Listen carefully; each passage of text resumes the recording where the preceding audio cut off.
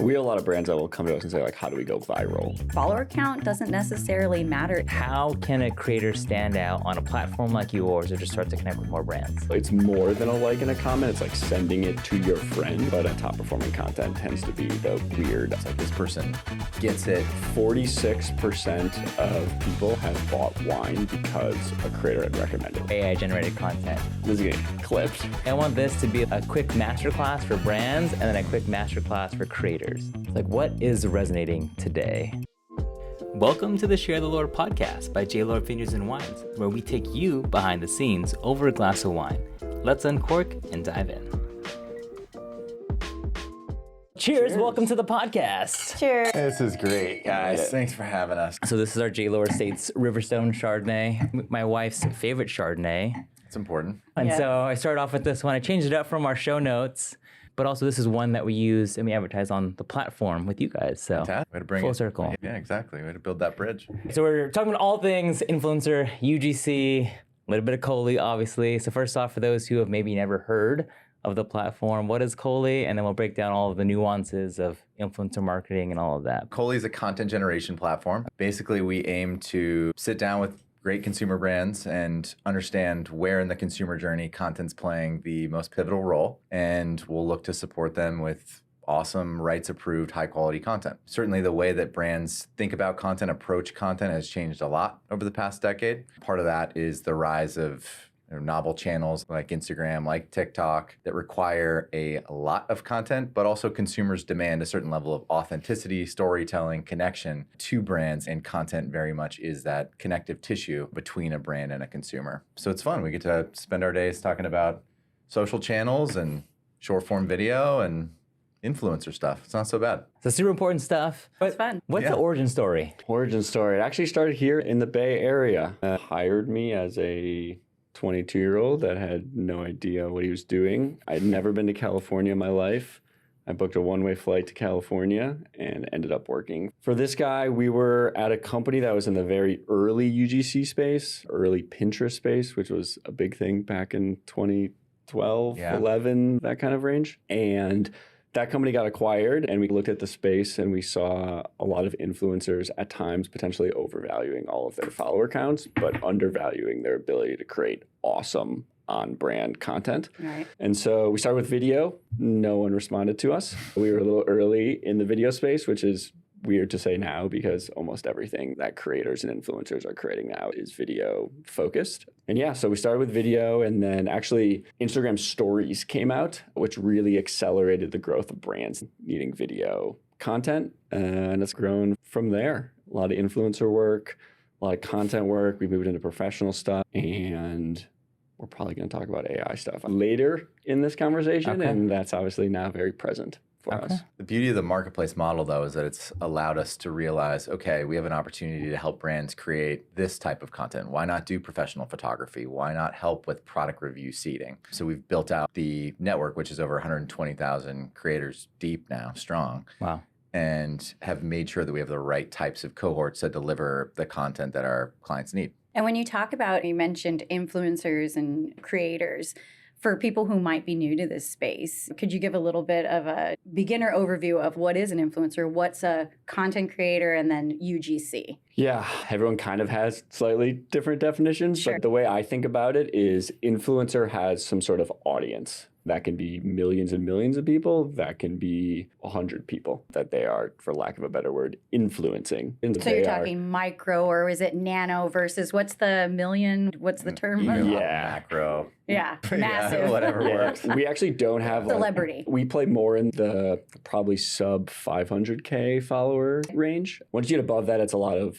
agents involved, and we just that's not really our place to play. But a lot of more we call micro, macro, nano. But for us, I would say the 5,000 to 100,000 followers is the core of the Cohley creator base. There's people on the higher side and the lower side. But for influencers, they have some sort of audience. They can talk to their audience. Their audience, it resonates when they talk about things, and they can move the needle in terms of products, ideas, brands, recipes, whatever it Sure. may be. Whereas we see more of we call them UGC creators. They may not even have a social channel. They just can create really cool photos and videos. They don't have that audience. You can be both, right? You can create great content and have an audience, or just create great content. And then the more like macro is just creators in general. And that's podcasters, that's YouTube people, that is influencers. It's like the blanket statement for anyone out there that is just like creating cool stuff. And there's not necessarily a linear correlation between follower count and content quality or content creation skills, I should say. And I think too, the follower count, a lot of people get hung up on that, but we're in the age where follower count doesn't necessarily matter. It's the engagement and the reach. Having a creator or a UGC be able to create that piece of content that resonates with their followers to get that engagement, I think that's what brands, particularly Lohr, we're looking for in a partnership. Yeah, and like the new trendy metric is shares. Yes. It's more than a like and a comment. It's like sending it to your friend, which is like even a step further than just me blindly liking a photo or a video or something on a social post. But yeah, like shares are the new like holy grail metric that everyone is focusing on. Right, because when you're sharing something, it's reaching beyond that person's follower count. So if somebody has a follower count of 10,000 and they share it with somebody who has 20,000, you can just see the potential growth that your content can have, which is like amazing. Intent, right? Like it takes a lot to share something with someone than just hit the heart It has button. value of some sort if it's shareable. If it's just a dud of a piece of content, I'm not going to share it with anyone. And TikTok broke this for a lot of social channels. TikTok, I could post a video. I've never posted on TikTok in my life, but I could post a video and like it could get 20,000 views and I don't have any followers. Whereas like historically, the social channels were more of like, how big is your followers? But because of TikTok, Instagram's changed their algorithm a ton in order to like align with what people want. He's underselling his abilities, though. He actually has one of the highest engagement rates on the Cohley platform. It helps if you don't have a lot of followers. Your rate's really high when you have 15 people following you. That means you're creating that really resonating content that people want to see. Okay, so then two questions on this, right? Obviously, on the share side, it's important for the platforms itself because if you share it with someone else, if you see this awesome piece of content and you text it to your friend, now you're the push notification for Instagram or TikTok or whatever platform you shared it for. So that's why they highly incentivize those. Now, as you're looking through, how many pieces, you said there's 120,000 creators. How many pieces of content do you think has been created now on the platform? Millions. Millions. Yeah. Which Millions is now or billions, did I? millions of pieces of content, billions of views. I'm Definitely sure. billions of views, yeah.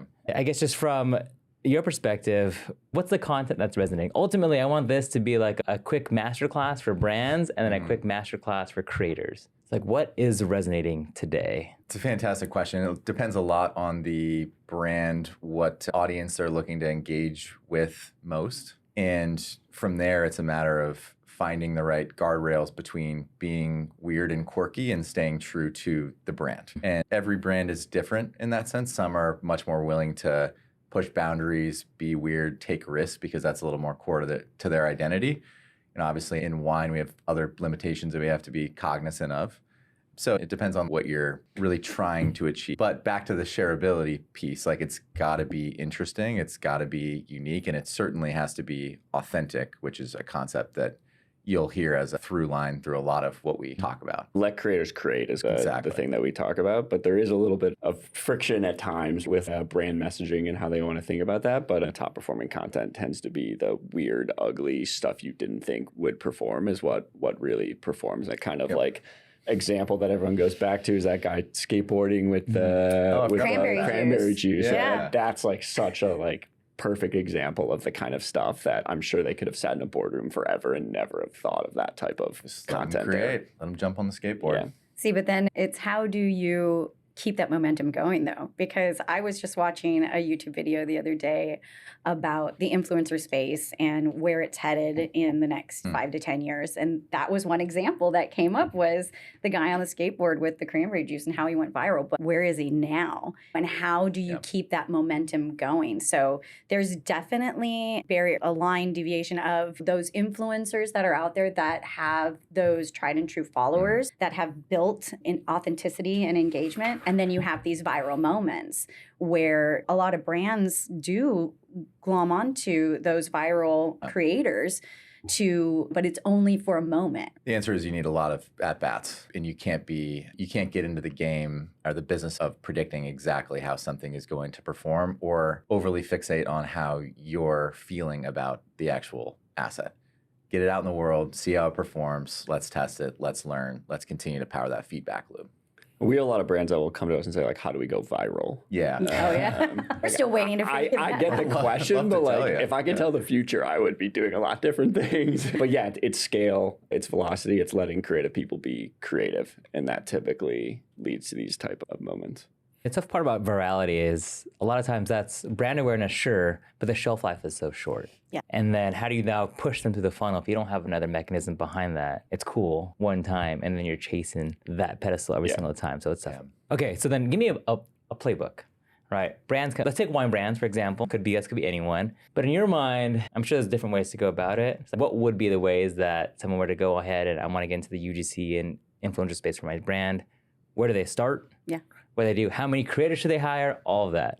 I'll answer the question, but I want to give like a little note before. I think the number one thing that brands mess up may be a little bit harsh, but they don't actually have a goal or they don't know what they're trying to accomplish. They just know that other people are doing things in the creator space, so they should. And that's where we see a lot of issues where they're trying to maybe do 8 different things, or they're just like, we're just like, oh, we're trying a bunch of stuff. So in order to be successful, like you need some sort of like goal or you need some sort of like initiative. What is success and defining that for the brand before just volume shooting, hacking it yourself, working with a tool, like whatever it may be. I think that's actually a thing we have to come back to.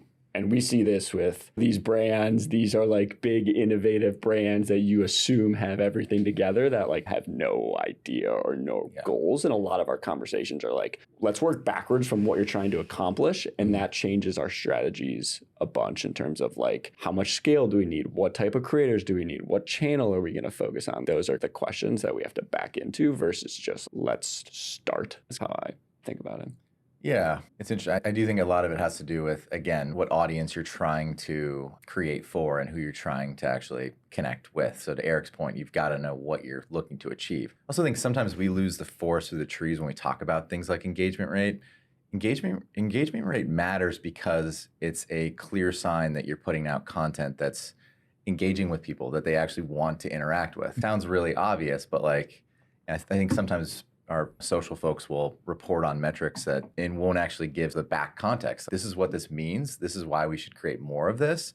And here's our hypothesis on how this can inform content strategy moving forward. So to summarize what Eric said, it's have a goal, get started, whether it's with a platform like Cohley or just working with a few creators on your own, or even pulling in from your own audience, people who already know the brand, have a passion for it, can speak to it intelligently. Get started, see where it goes. Got a wine question for you all. Ooh. Oh, One wine question. Okay, Chardonnay. Any memorable Chardonnay experience and or like your favorite pairing? I know that Tom, okay, before just for the This is our viewers. wine expert. I can fake a few Tom things. loves wine. Eric enjoys wine. Drinks a lot of wine, doesn't know a lot about That's wine. okay. I like the third person reference there a lot. But do you have a core Chardonnay memory? Was there a specific place where you're like, ooh, interesting?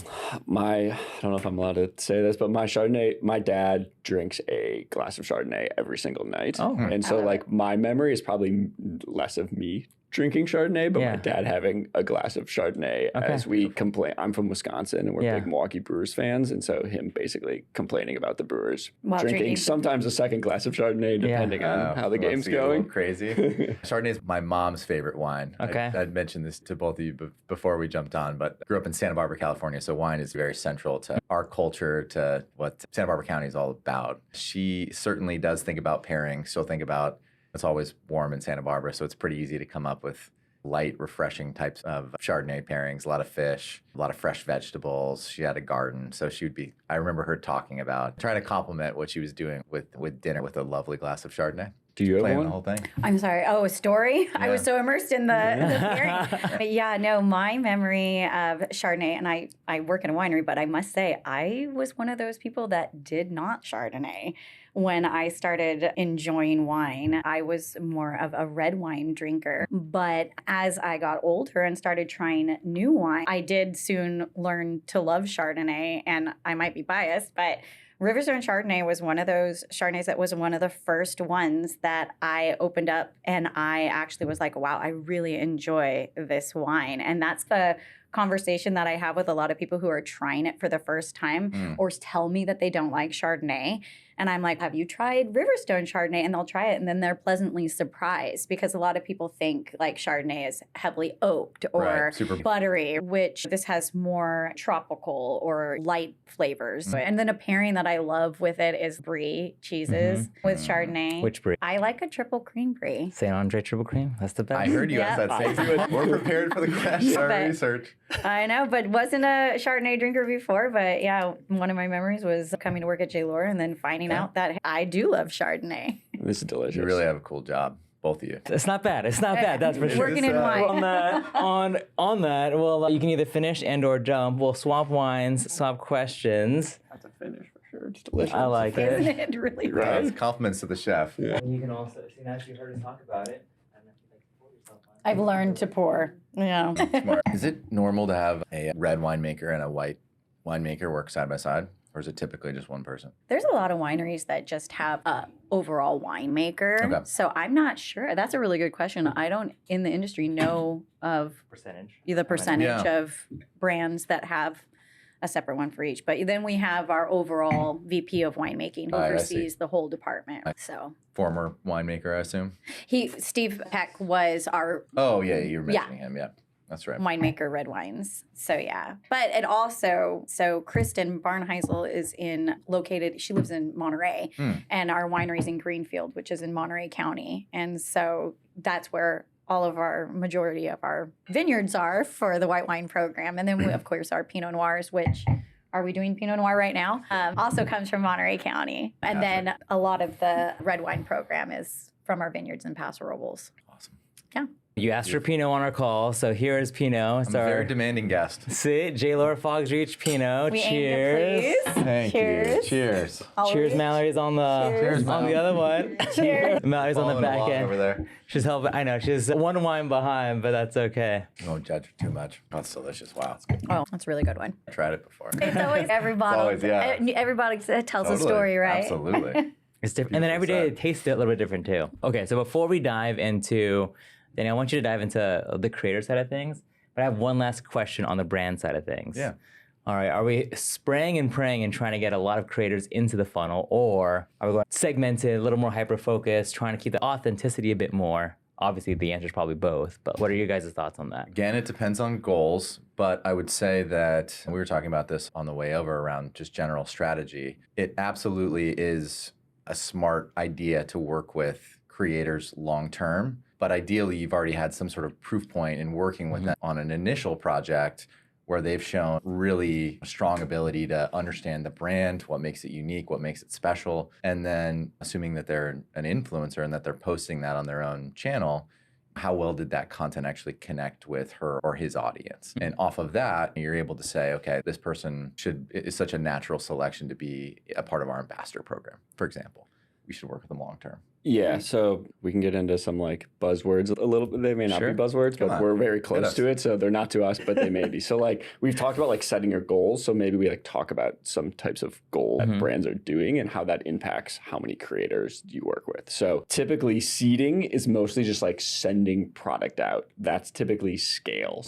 Like you're not hardly like vetting the creators super deeply. There's some they may need to be between a specific demographic and live in a certain region, but it's like a lot of scale there. Affiliate type of models tends to be similar where it's a lot of scale and it's mostly just like sending product out and hoping that if you send out 200 samples, 10 of them will go viral, and like that kind of carries the like seeding in the affiliate type of model.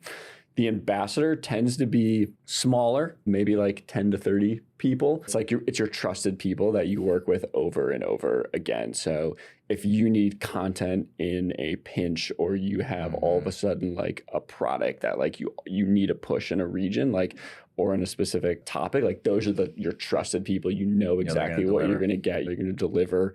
They're very good at communicating, which is like a thing that creators need to always be thinking about, is like they are running a small business themselves. And then for influencer posts, that kind of can be the whole range, right? You may have an impression range. You may have like your marketing mix equation, and like you can back into what those numbers may be. It's really cool when a creator connects with a brand on a level that not only fires them up, but also gets the brand fired up. It's like this person gets it, they're voicing their opinions or our own interpretations in a way that we hadn't even thought of. This is actually going to inform our larger marketing strategy. And again, it goes back to giving them space to create. If you're just giving them a pure script, then it can be a little bit harder. That comes into what you mentioned earlier about authenticity.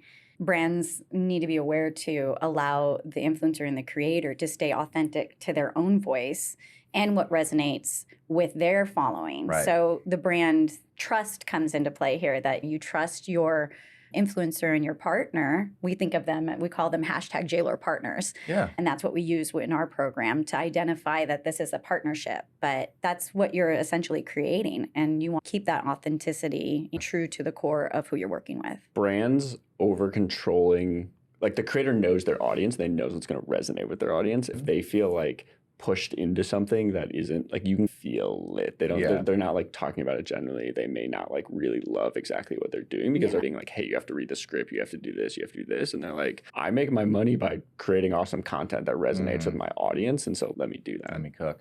Yeah. Do either of you have a memorable experience in working with a creator that just got it, that just nailed it? Yes. I look at my big smile. I was fortunate enough to work with, I believe we had 6 brand ambassadors, and we had a 6-month partnership with them.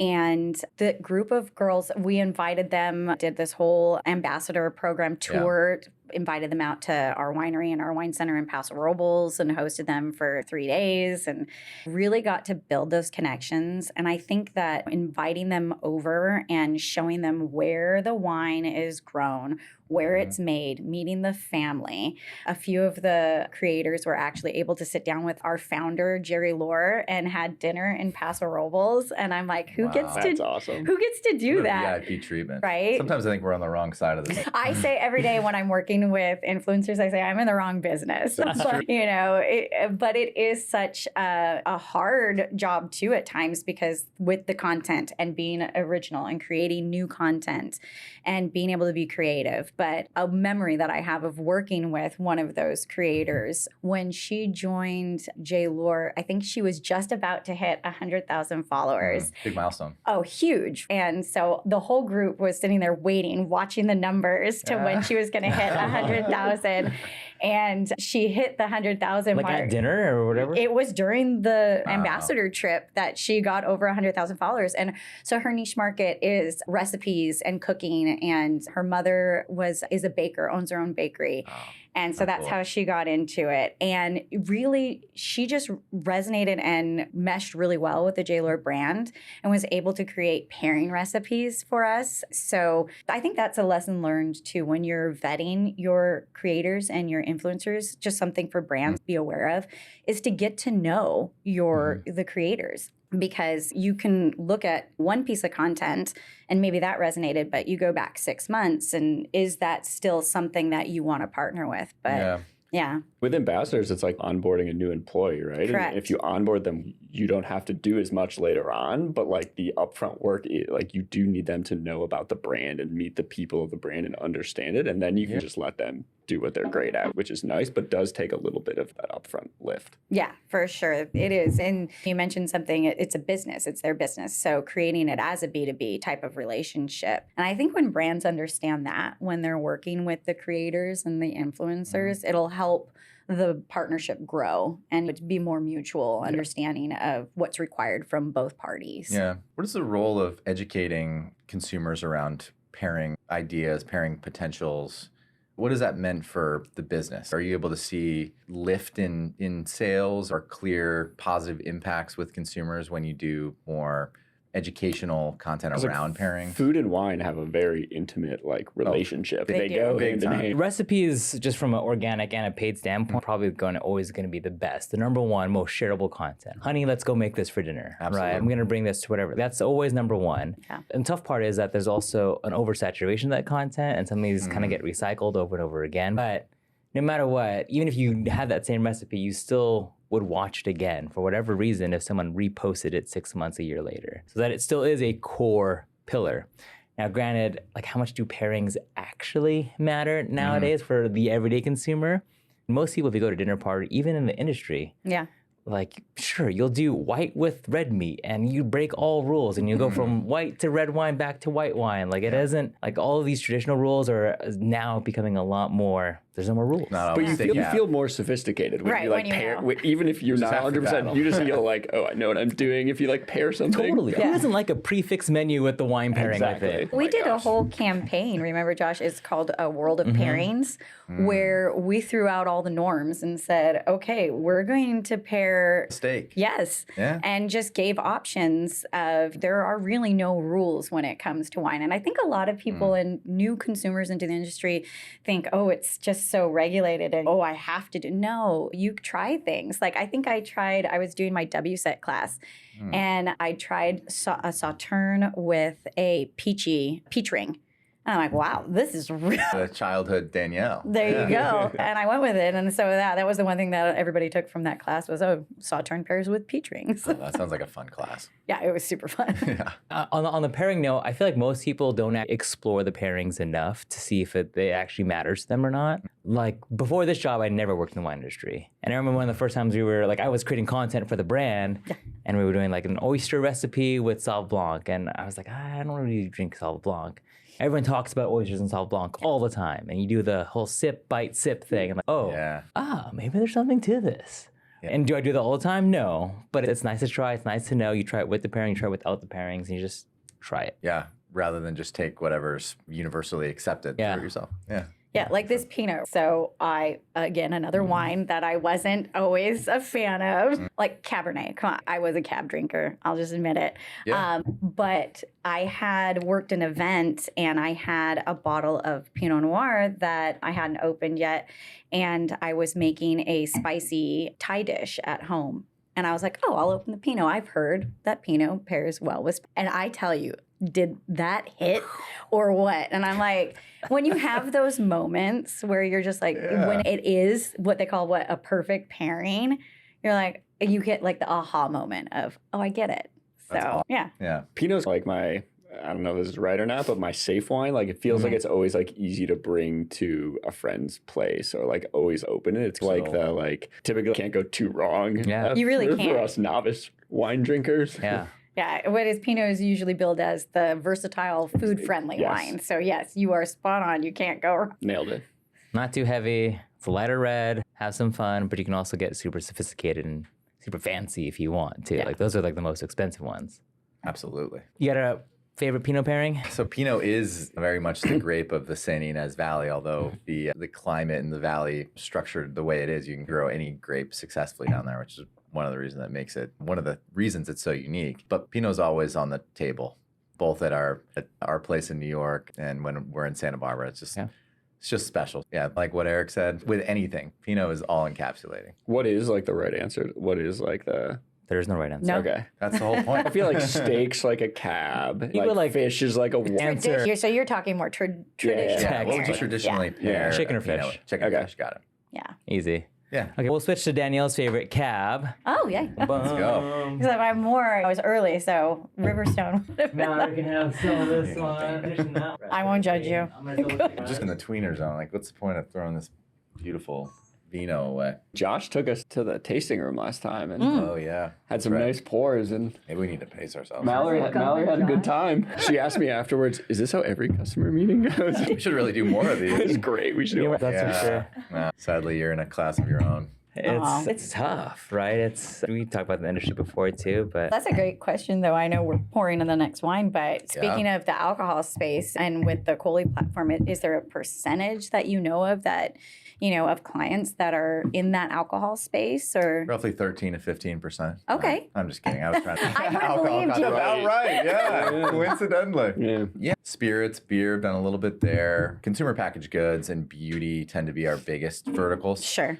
But really any industry that's catering to consumers and has to differentiate, has to tell a story through content, that's a natural fit for us. And when you're talking about, you mentioned, and your thoughts on this? The wine industry tends to be a little bit slower moving into the digital ads, social, even we talk they just have started an email program, they just threw up a website for the first time. And so there is a lot of education there. Some of it is because you need to be, you can't say certain things. You can't be drinking it, consuming a ton of wine and run an ad behind it. When you do anything supporting a retailer, there has to be multiple retailers, which is very niche to. Look at you. You're hired. 15 to 15%. So we live. A lot of it is this education and wine traditional companies moving into how people consume information now. I would say you guys are actually further along than 99% of brands within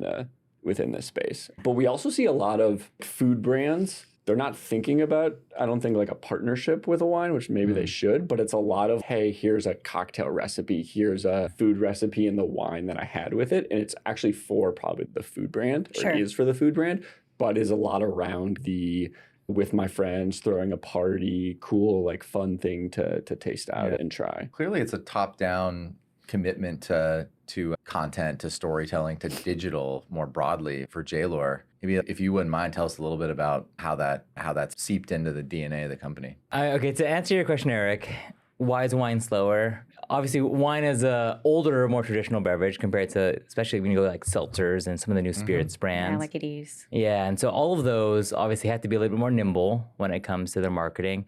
There's always a push and pull of satisfying your current customers versus trying to get new customers in the funnel. And Lohr is a legacy brand, and a lot of our customers maybe aren't on, say, TikTok as much as other brands are.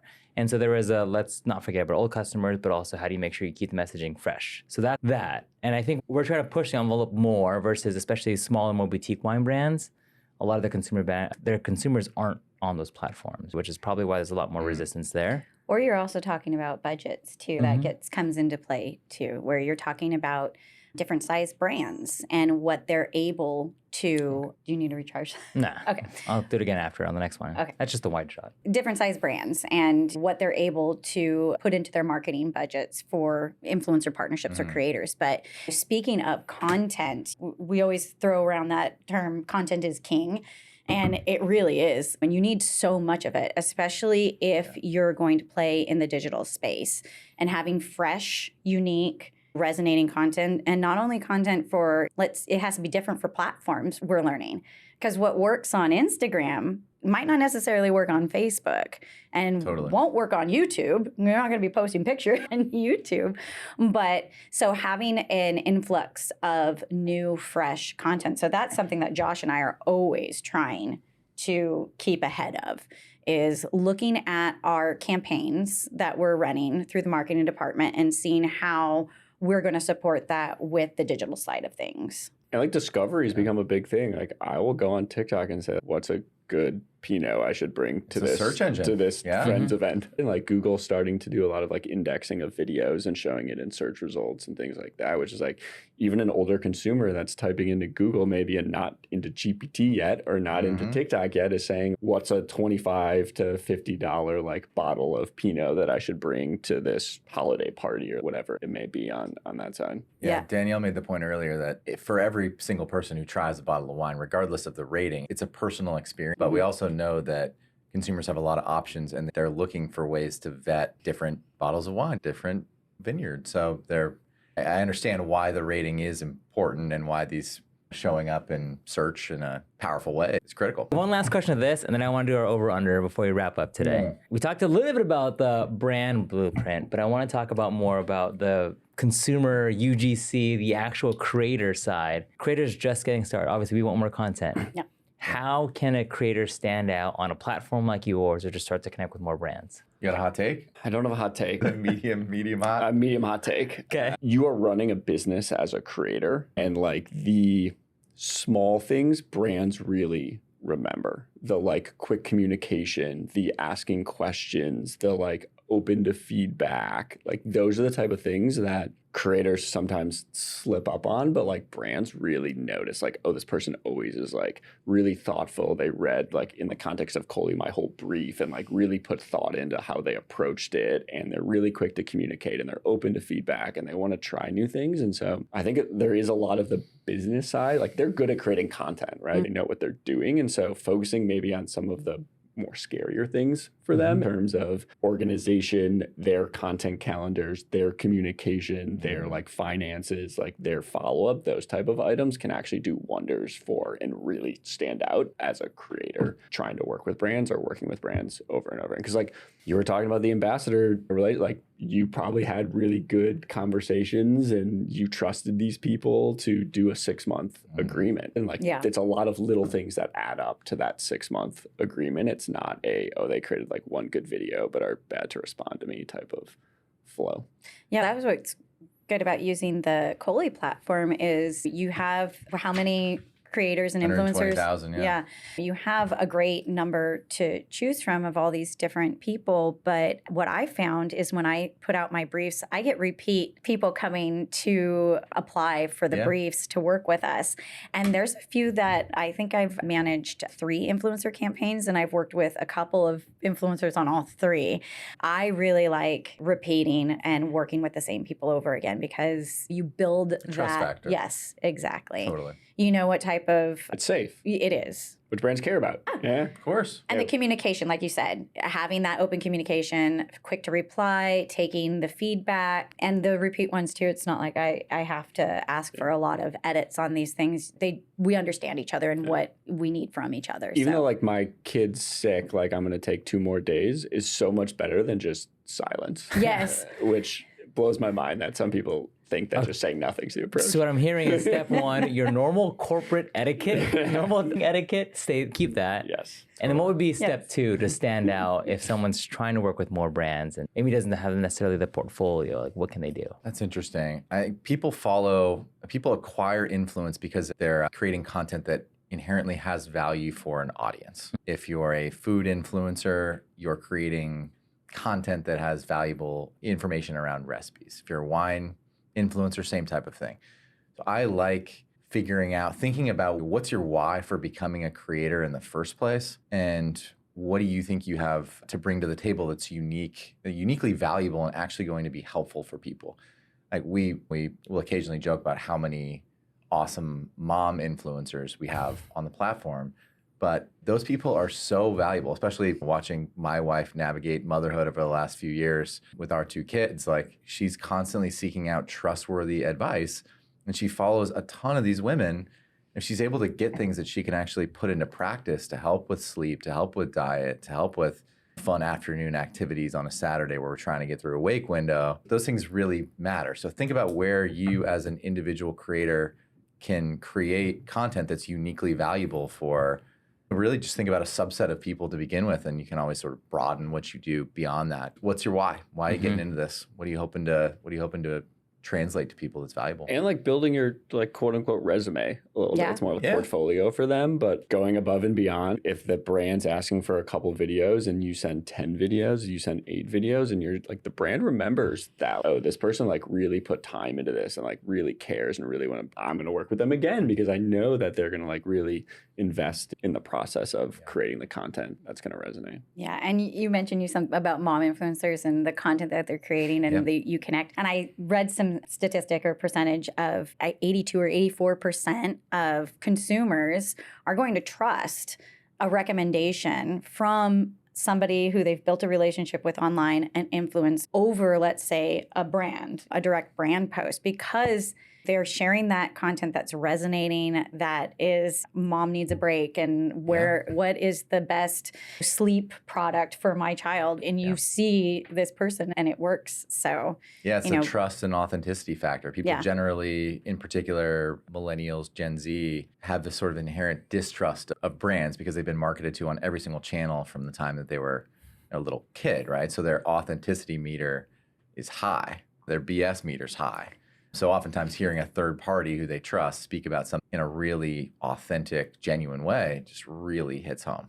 Good stat. We can have a stat off right now because I prepped for this. So very nice. Let's see if I can remember these exactly. Hopefully no one fact checks me. I may be off by a couple of percentages, but 64% of individuals that buy wine follow a wine creator on social media. And stat number 2, 46% of people have bought wine because a creator had recommended, like immediately bought it, which is more the affiliate model, but 46%. So like basically every other consumer is buying wine because they saw something on social media that said, I love this wine, or you should check out this brand. Fantastic. Yeah, and that goes back, I remember now when you were talking about those videos and education, that's where sharing the story and educating and going behind the scenes, the winemaking process. Josh did this really amazing vlog with our white winemaker to talk about the Chardonnay program and everything from vine to bottle of what you're going to get. Yeah. And so I think the education becoming relatable and sharing information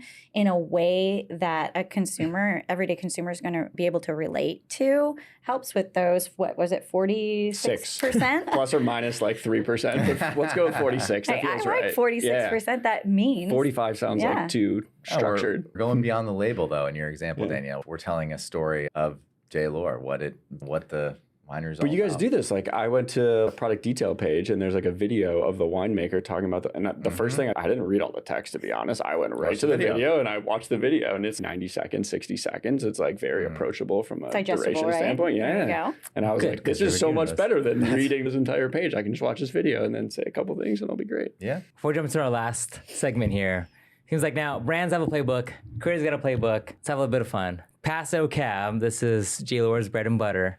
You mentioned that you guys, you bring Pinot, maybe Chardonnay, maybe Cab not as much. But if you were to bring Cabernet somewhere, where are you bringing Cabernet to?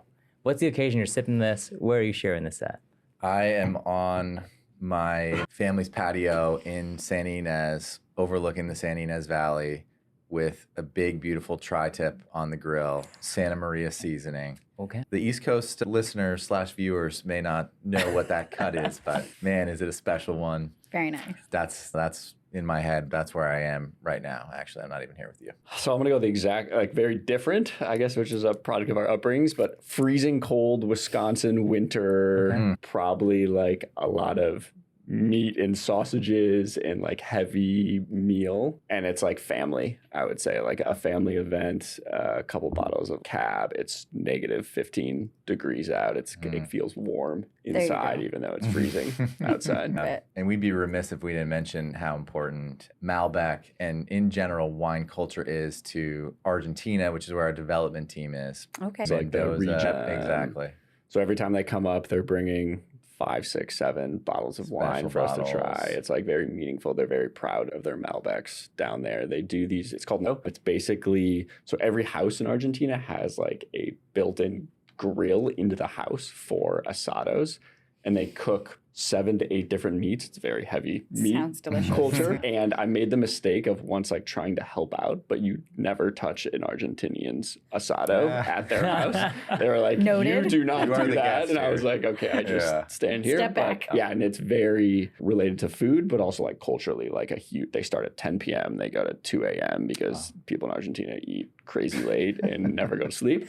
But it is like one of the most memorable things to go to one of their houses and they have this like huge spread of meat and all this Malbec wine. Beautiful part of the culture. Yeah. See, and that's what I love about when wine, you ask about a favorite, it always has a memory and it evokes an emotion that comes with it. When I'm thinking about Cabernet, for me, I'm like, it's a Friday night with my friends, getting together, bringing a nice bottle to enjoy after the work week, or even on a weekend going camping. Or Josh, you on a Tuesday. This is a Wednesday Another at one. 12:15. Yeah. But just enjoyment with friends and family, as you're saying. Simple. It doesn't have to be you don't have to take it to a high-end restaurant or anything like that. You can just enjoy something like this at home with friends. So. Yeah, it's a total piece of so many of our familial fabrics in a way, our time with friends, and there's a consistent presence on the table. It's a beautiful thing. Love it. Okay, so we're gonna do a quick last section of over under. So I want fast. I think it's overrated, underrated, and then I want to just a quick hot take. We'll try and just rapid fire these. Danielle, you and I will interchange. If you could read my writing, pick one. Save this one for last. Okay. Okay, I can read. Good. Pick one that you can. But I'm gonna go first. Okay. So the first one that I got is you give me overrated, underrated. You can go properly rated if you want. But let's go trends on social media or trending audio. Do you have anything that comes to your mind? Underrated, audio, overrated. It's overrated. What are your thoughts? But why? Give me a why. Quick why. I just, the visual aspect tends to like last longer and land longer. The like Okay. hot take gets, people feel as though it's this is a hot take. You're just like trying to do something, but I guess, yeah, I don't know. That's my hot take. I saw a TikTok the other day where they were using trending audio, and it Yeah. was a creator that the audio started and he unplugged something and he's like, enough. And I'm like, oh, yes, please. I'm done listening to this trending the other audio. side. Yeah. Yeah. Sometimes it is pretty funny. Another one that's perhaps a salad, perhaps not. I think they're supporting organic content, not necessarily, it shouldn't necessarily be the core of a brand strategy on TikTok. I saw a coffee company the other day do a coffee cup with a pastry, and it was the astronomer. It was supposed to be the astronomer CEO Okay. hugging the Careful. pastry. Yeah. So ridiculous. Hilarious, but I think Really that good.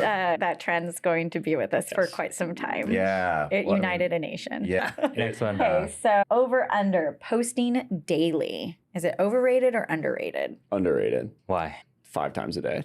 Like Really? not even close to one. Instagram, I'll still say the over, but it's just because the feeds have changed so much, right? And Yeah. so if you post 5 times and I go on one of these social channels, I'm not going to get those 5 in a row. I'm only going to get one of them. Sure. And so it's the scale is needed. There's both from an organic and a paid standpoint. Like the paid TikTok is like 5 days, 7 days. The ad Fatigue so fatigue, like quickly. it's crazy. Yeah. It's Oh, wow. a crazy. Yeah. There was a study a couple years ago that looked at the commonalities of top performing advertisers on Meta, and they were trying to identify, okay, what is it that separates these top performers? And the only thing that they could actually identify was that top performers tested 11 times more creative than the average. So more at-bats, more testing.